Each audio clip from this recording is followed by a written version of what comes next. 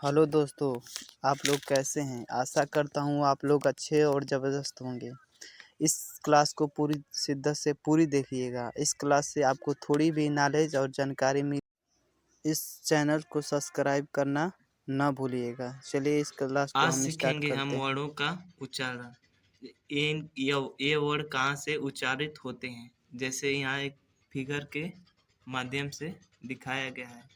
तो इसका सबसे निचली भाग होता है कंठ, उसके ऊपरी भाग तालु, तालु के बाद मूर्धा, मूर्धा के बाद दंत, लास्ट में ओठ। इन सभी से उच्चारण स्थान कहाँ है, तो देखेंगे यहाँ एक है क वर्ग। क वर्ग का उच्चारण स्थान कौन सा है? च वर्ग। च वर्ग का उच्चारण स्थान कौन सा है? ट वर्ग। ट वर्ग का उच्चारण स्थान त, उसके बाद से प वर्ग का उच्चारण स्थान।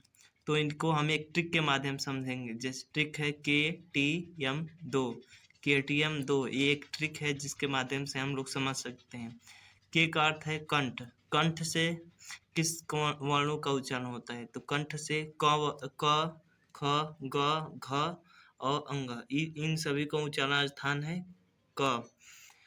दूसरा टी से तालु, तालु से च वर्ग का उच्चारण स्थान। तो च वर्ग में कौन आएंगे? च, छ, ज, झ और इया। ये इन सभी का उच्चारण स्थान है होता है तालु।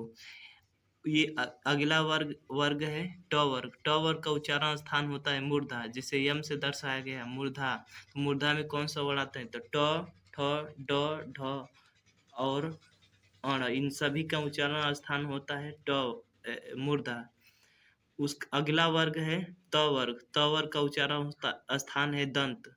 दंत में त, थ, द, ध और न, इन सभी का उच्चारण स्थान है त वर्ग। त त वर्ग, त में होता है दंत। अगला वर्ग है प वर्ग। प वर्ग का उच्चारण स्थान है ओठ। ओठ से कौन कौन से वर्ग उच्चारण होते? तो प, फ, ब, भ, म, इन सभी का उच्चारण स्थान है ओठ। इनको दिखाया गया है कि ये लास्ट में जितने वर्ण हैं पंचमा अक्षर हैं, यानी क्यों पांचवें स्थान पर आते हैं, इसलिए इनका नाम पंचमा अक्षर है। और ये अनुनासिक व्यंजन है। अनुनासिक इसलिए कि इनका उच्चारण स्थान मुख और नाक दोनों से होता है, इसलिए इनको अनुनासिक व्यंजन बोला जाता है। आगे बढ़ेंगे। दिखा य, र, ल, व, ये सभी अंतस्थ व्यंजन होते हैं। अंतस्थ व्यंजन में चार होते हैं, य, र, ल, व, अंतस्थ व्यंजन के रूप में जाने जाते हैं। अंतस्थ व्यंजन के बाद आता है ऊष्म व्यंजन। ऊष्म व्यंजन इसलिए कहा जाता है क्योंकि बोलने पर इनका जो हवा होती है गर्म होती है, मुख जो हवा निकलती है वो गर्म निकलती है, इसलिए इनको ऊष्म व्यंजन बोला जाता है। ऊष्म व्यंजन में कौन कौन शामिल है?